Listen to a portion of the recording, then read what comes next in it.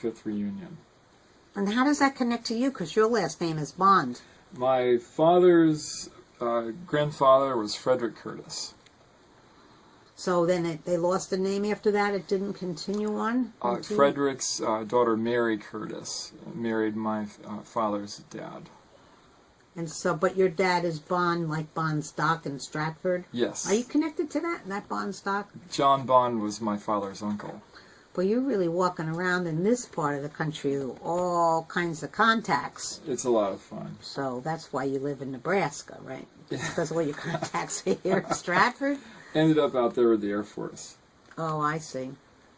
And I have to tell everybody, this is the first time I met you. I was interviewing your father. We got to take a minute and talk about Milton Bond. Sure, he's a great guy. He really was internationally known folk artist. I was reminded tonight, not just nationally. And we were together. Milton took a big interest in a lot of things. You know, he was always inquisitive, and he called me up about a TV show, and then I asked them down at News 12, I said, so what's with this old guy keeps calling me up? And they said, the old guy is cool. He was cool. He was cool. He was pretty hip for his age. Right. They said, listen, this old guy calls a lot with good ideas. He has good ideas. He's cool. So pay attention to him. Right on. So he had me come over and we met, and I saw his phenomenal reverse painting. At that time, I don't think almost anybody was doing that same technique. It's a very demanding medium. Multi-layered, all done in reverse. It's almost a mental process to figure out how you even do it. First of all, people know what it is because it's on the grandfather clocks. Yes. The old grandfather clocks at the top with the moon face. Yes. So that was all the way I understand it, reverse painted on glass. I think that's how it came into popularity, I believe. So then Milton learned this from one of your aunties or something? Somebody taught him this technique. Yeah, his oldest sister, Mildred Foster. And she was a great artist, but she just painted for fun, not to sell. My dad picked it up just like that. But you also know how to do it, yes. And your sister too. So there's more of it still happening. I mean, is it all over? Since my work is very modern, and I've kind of taken it in a different direction. I think my sister still practices my father's style. That style is like Grandma Moses, people used to say. I'd say it's kind of a primitive folk art too, but my father's work is just it's amazing. I still to this day love to run into my father's paintings because they are everywhere. So where do you run into them? I mean, I've run into a few people wanting to know what the value is. They call me and think I might know, and I call you. Yeah, in fact, I think you've allowed me to purchase a few from your friends. I want you to get everyone you can find. I have about 50. Except mine.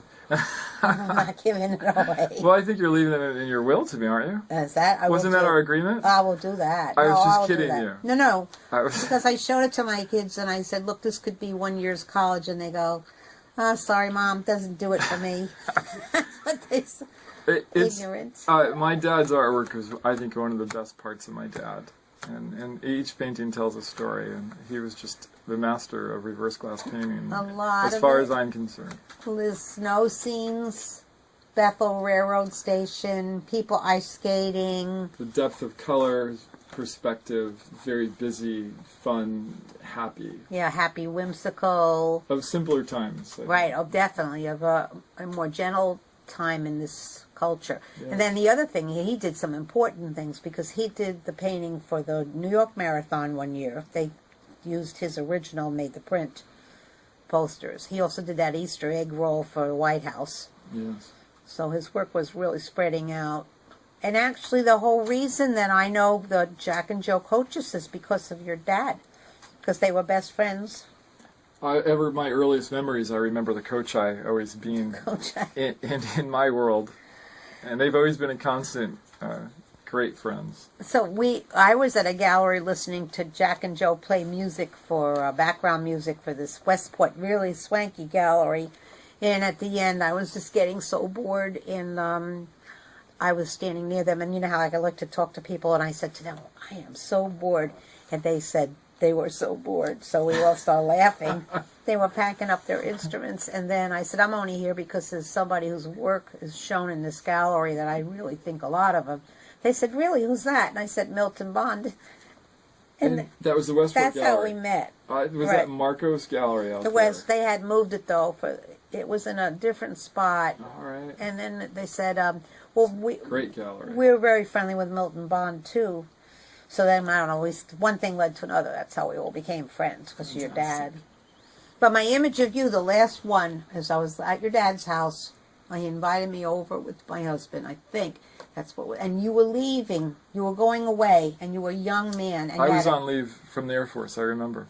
You had a guitar on your back. It was like a scene out of Dr. Zhivago. In a way, you were.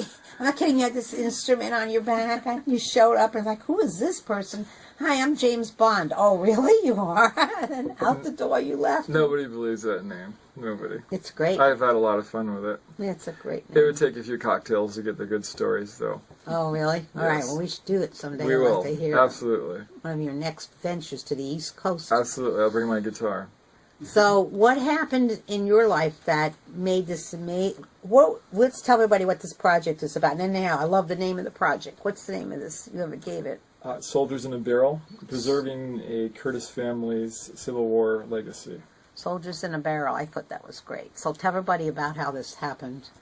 Well, my dad passed in 2010, and in 2011 I had to come back to Stratford to get his house ready for the market, and I recovered this barrel out of his basement. My dad was 92.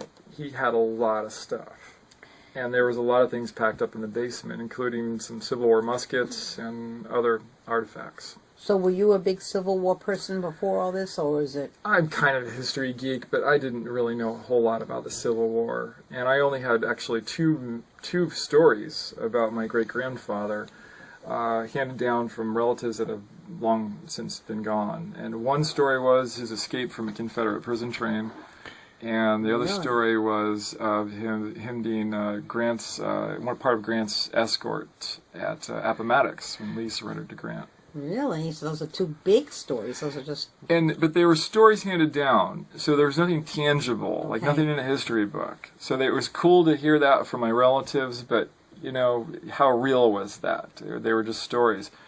In this barrel that I recovered from my dad's estate, I discovered over 400 letters, diaries, photographs, and military documents that all had to do with my great-grandfather, his two brothers, the three sons that went off to the Civil War, and the other family members. There was 8 children. There were cousins. There were friends of the family and the parents. There's a lot of cross letters, a lot of information. During archiving all this information, I realized I had a very well-rounded story of this family from Bridgeport, Connecticut, that survived the Civil War. So they all will... I know since the genealogy's been done that they moved to all different places, some of them in the United States. Yes. So it spread. Yes. But at that time, all those young men were from Bridgeport. Yes. And then what you were telling me is there's a lot of interest in these letters Absolutely. because of you taking the time to really reading them, and then you got some good help, professional historian who helped you decipher a lot of what the Old English, what they were saying. And he was amazing to work with, and he still is. It's Bill Kristen and his wife Glenna Jo Kristen. They've transcribed the diaries. We have 15 diaries, and we're up to 500 letters and many military documents. So when you say transcribed, what does it mean exactly? Because it's all written in English. Well, every person has a different style of cursive writing, and on some of these letters, they would write across in one direction. You know, paper and ink, it was pretty expensive back in the day. So they would write in one direction and then turn the letter and write across in the other direction. On the other side of the paper? No, on the same side. Why would they do that? They wanted to write a long letter, and these guys were soldiers in the field, and that's all they had. And they wanted to get enough information out to their family. So they would write on top of. Exactly, in a different direction. Well, that's pretty interesting. Yeah, I'd give you a headache if you try to do that too long. So you gave the headache to that guy, Bill, whatever? I paid him for his headache. I hired him. Yeah, he did a great job. He said his wife, when he introduced her at this Curtis reunion, that you made your presentation at the Holy Lane the other day. He said she was a P.T. Barnum relative. Distant relative to Barnum, his wife. That was interesting, too. Yes. So that's another piece to this puzzle. But it means that she's, I don't know if she's lived in Bridgeport. Is she also from a different part of Michigan. Nebraska? Michigan. Yeah. Everybody's spread out. So when you were telling me about this, is about 2-3 years now that you've been telling me little pieces of this, Jack and Joe coaches about it. You discovered that these 3 brothers that you're related to all were on detail to take care of President Lincoln.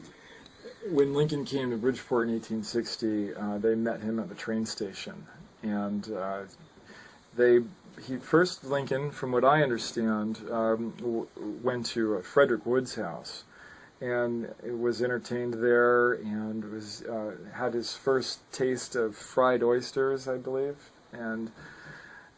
I've never even had fried oysters. Have you, Dolly? No, but I know from another program that we're working on, the barge, this antique oyster barge, that people ate oysters like we eat hot dogs. That was very, very much what people ate at that time. Well, then from Wood's house, he went to give his speech. Up on the top of the little balcony of the McLeavy Hall? Yes, and I've got this from the diaries and letters.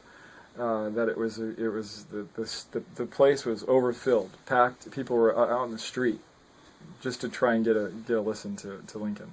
Because it sits on the corner of the McLeavy Park, so it's really sort of on the corner there where you wouldn't have a whole lot of space, but maybe the streets were different. Most likely. Most likely. People always talk about it. So they were on the detail to see his trip here, to see that everything he was taken care of. They got him back onto the train when he was done. Did they do all of his... Well, Elliot, who soon became a major in the military, Elliot Curtis was part of the Know-Nothings, the political party, the Know-Nothings, and they were part of that whole deal when Lincoln came in. So what were the Know-Nothings standing for? Sounds terrible. You don't know. All right. Well, that can give you another 2 years to spend time learning more about that. The only thing I have on the Know-Nothings is that if you were asked anything about your political organization, you were to say, "I know nothing." I see. So they were nicknamed the Know-Nothings, and they stuck with that. Okay. Well, that's a pretty good start on that. Yeah. A lot of people do that today, by the way. They can't remember. Oh, I don't recall, I was told that was kind of the beginning of the Republican Party. Oh, and I think that it's probably going to be called that again soon, isn't it? The Know-Nothings? Well, they always say I don't recall. I don't know anything about it. Sorry. I just don't recall. So it goes all the way back to the Know-Nothings in 1860. Yeah. So you get pretty excited when you found these letters, or did you just at first not know what you were going to do with them? Did you get really, hyper excited? When I started reading them, the excitement came when I found the letter from my great-grandfather that actually described his escape from the Confederate prison train. He was writing his little brother, and it just blew my mind because here was something tangible. Factual truth in my great-grandfather's writing about his escape from this prison train. And so this confirmed the story that I was told when I was a little boy about his escape. Yeah, it's interesting. Milton didn't know anything about these letters in the basement, or he never painted any of these subjects. He painted a lot of battle scenes in the Civil War. He painted Vicksburg, and he painted a lot of that little cheese boat, the boats that look like a cheese wafer. I can't remember which battle, but he did a lot of those. Oh, the Monitor's boats. Right. Sure, the ironclads. Yeah. So he was on the same subject. My dad was very aware of what he had in the barrel. I know that for a fact. Oh, okay. Here's the thing, Dolly. When I was little, I would ask my dad, "Dad, what's that old barrel?" And he would say, "There's nothing in there. There's just old documents. It's nothing that you need to concern yourself with. Stay away from it." So I just, my dad was kind of an intimidating guy, so I decided to just stay away from it and not to anger my father, and forgot about it.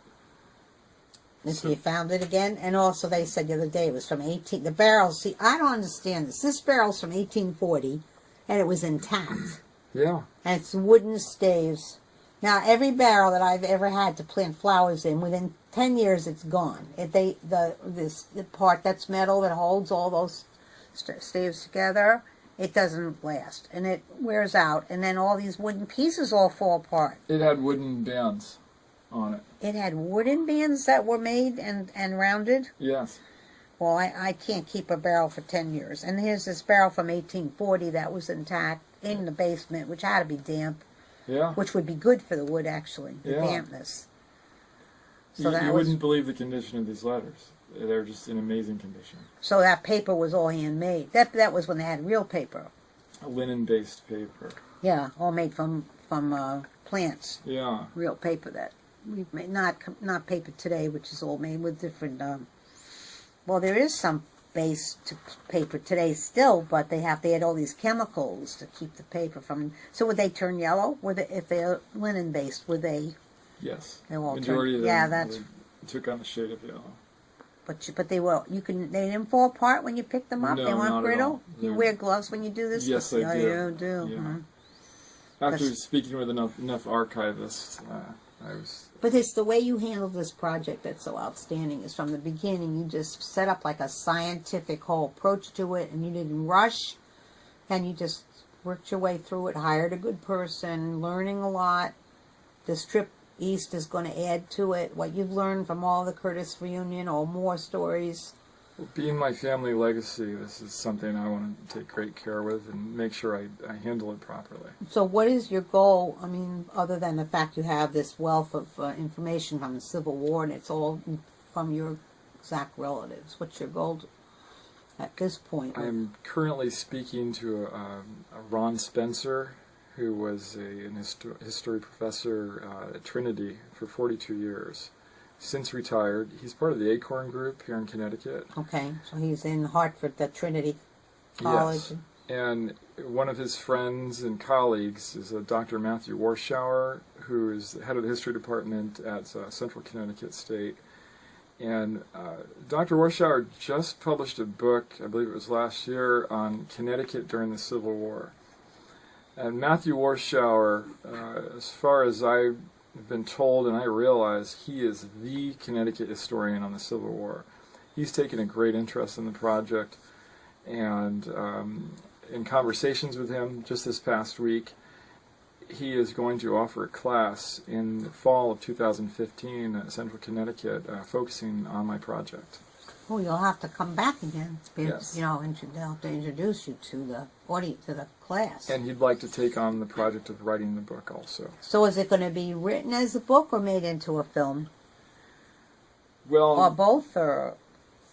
if I can digress a little bit, Okay. when I first started archiving and contacting different people and realizing that I really have something here, something that can help contribute to our understanding of the American history during the Civil War, I started reaching out to different people, and an old high school friend had gone out to L.A. and ended up marrying Joel Cohen's brother-in-law. And this is the Joel Cohen that wrote the screenplay for Toy Story and worked with Tom Hanks and some other great folks with Pixar and Steve Jobs. Steve Jobs took over Pixar at that time, and they had some great stories. Well, anyway, Joel Cohen, he is one of the nicest people I've ever spoken with, and he's been mentoring me throughout this whole project. And he has promised me that when the book comes out, before it goes into print, while it's in galley form, he's going to hand it to Tom Hanks. So you think that he'll produce it, or do you think he can move it along, put it in the right hands? We'll see. Okay. We'll see.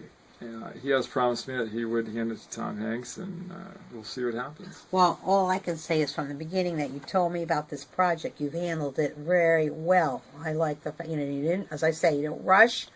You've given it time. You've hired good people, and you have a great, I think, like a kick-ass title on that. Thank you. The Letters in the Barrel, or the Soldiers in a Barrel. Soldiers in a Barrel, and I heard the presentation that you came here to do this weekend, and it was just good, and all the PowerPoint, all the images really told the story. It's a lot of relatives, though. It's a lot of, maybe it's easy to get lost in this whole story because there's so many, if I could use the phrase players, you've got 8 children. I've got letters from all of them. You've got the mother and father, and you've got the cousins. You've got other soldiers that are connected to the family, the Kelly brothers, and the father, the Kelly father, this Lucius Hull character, all these soldiers that went off to war, and the Curtis family is taking care of their children while these men are off to war. They took in their children, and that's very admirable. The Curtis, they were good folks. They were good people. And also some very creative people. And amongst what they were talking about yesterday, some of your relatives have done some really creative things. Yes. That didn't surprise me because of your dad, without any training, self-taught folk artist, really was up at the top in the whole, definitely in the top 5 in the United States, your dad, and represented in the Folk Art Museum, represented in Paris and Palace of Versailles, the Reagan Library. He's everywhere. Yeah, his work really ended up in all the right places. So I heard in your discussion, in your historian's discussion, how many other relatives, there's a few others that did very creative things in their lifetime. Yes. So that means that you got the right stuff. I can add to that. Okay. Vera Curtis, John Curtis was the Medal of Honor winner. It was my great-grandfather's younger brother. John Curtis's daughter, Vera Curtis, was a Wagnerian, and she was the first American-trained opera singer to sing at the Metropolitan. But when World War I broke out, she was out of work because she was a Wagnerian. And those operas are too long, or what was German. German. Oh, German. Yeah. I know those operas are 3-6-hour operas. So other people they mentioned yesterday, beside Vera, they mentioned a few other relatives that have done.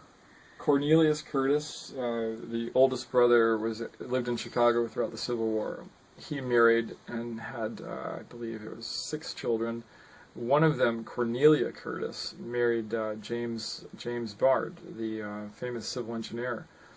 He built the Lincoln Memorial and the amphitheater at Arlington and the Flatiron Building in New York. Oh, the building on the corner. Yeah. Down the way downtown. So that's what I kept hearing, all these different outstanding, very creative people. I'm thinking, well, Milton had the genetics for all of that when his older sister taught him how to do that reverse painting. Yes, he did. And I know people who did little workshops, try to teach children the technique, because of Milton. I was there when your dad received an award from the state of Connecticut at the Discovery Museum on his 80th birthday as a Connecticut treasure. I was there. You were there too? Yes. I was there that night. And Milton was still painting up a storm then. He sure was. He was. He was right. doing great. We gave him an exhibit in Easton at our library where we did a retrospective and had paintings that went back. We had nice attendance. And that's how people, I guess, then associated my name with your dad's. That's why they get in touch with me when they have a painting come into their consignment shop, or if a painting comes their way, then they could write me an email and say, would I be able to help them authenticate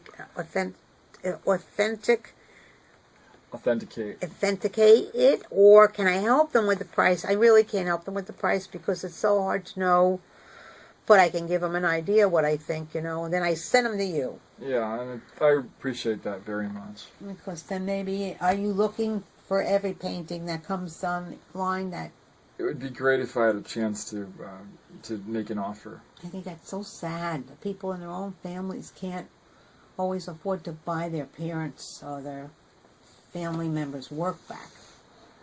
Well, it's been a real fun time looking for my dad's work and finding it, either online at different auction houses, and it's going to be a lifelong journey for me to collect my father's work. Yeah, there's a lot of it in Connecticut though, because he painted here, and then you have the one collector who he had that one person who really was his patron. Victor Niederhofer. Yeah, Victor Niederhofer. It's a 20,000 square foot home, and the whole main hall on the first floor of his home is dedicated to my father's work. Well, it's really good that happened for your father, because that many always had work, always. Yes. was really a helpful, wonderful thing. Every time from I can remember that my father finished a painting for Victor, he would commission a new painting. All very large. And they were very large. Very large. And they usually were Civil War battles, a lot of them, that I remember. Architectural and historical theme. But the theme that I always loved, not that I didn't love the battle scenes and all, but I loved the scenes like the Bethel Railroad Station. That painting came my way, and then I helped somebody place it. Yeah, beautiful. Like, and, with all the little ice skaters in the pond, and then the people going about their Saturday afternoon business, all the little people. It's just, as you said, fun, whimsical, beautiful. How about your work, though? Nothing like that, huh? My work uses, I use a lot of metallic powders and automotive finishes, and mix a little Chinese calligraphy in there, and Chinese motifs. So one of your times that you come back here to give these, they're not often, but when you give these, you'll be back to Trinity College probably at some point with the book. And to Central Connecticut. You could bring some images, and let people see a little bit of what you're doing. Absolutely. What else are you doing besides that back in Nebraska? I'm in the restoration business. Oh, I'm actually restoring a beautiful theater. It's called the Orpheum Theater in Omaha, Nebraska. Really? So is it one of these big 1,800-seat theaters? It's closer to 600. It's a beautiful place. And from what I understand, back in the day they built Orpheum theaters in most major cities. And many of them have fallen into disrepair and have been demolished. Is the word coming from a family? Or is it the type of theater? I believe it's a type of architecture, and somebody can correct me if I'm wrong. I'd love to know also. I'm not certain on that, where the word Orpheum comes from. But it's a beautiful old building, and from what I understand, that is the nicest Orpheum theater in the country, in Omaha, Nebraska, that still exists to this day. And that's the one that you're working on now? I'll be on it for the next 10 years. Oh, it's that involved, huh? Yeah. A bunch of detail. A lot of gold leafing, a lot of old plaster casting, making new molds for areas that have deteriorated. What's amazing, though, is in a lot of the old plaster, they chopped up horsehair to fortify the plaster. And when I start cutting into this old plaster, boy, it is as tough as nails. They really built things back then. They really did. Who's sponsoring all that theater that you're talking about? Omaha Performing Arts and Symphony, they are a nonprofit, but a well-financed nonprofit. Because 10 years, to work on a building for 10 years, that means you're talking about a lot of cost to have people like you working on it. Yes. Terrific. Yeah. Wish we could do some of that here. It's a real labor of love for me. I love my work. I wish we could do something in Stratford, But anyhow, as far as this goes, this project is delicious. People loved it. Yes, hearing about it. I love following it. So let people know some way that they could be in touch with you, because you never know. They might have a story in their family from Curtis, who's related to your Curtises, or a Bond. Absolutely. My email is lowercase jbond, jbond09 @hotmail.com. Say again, jbond. jbond09 @hotmail.com. So didn't James Bond say 007 or something? Wasn't he famous for that?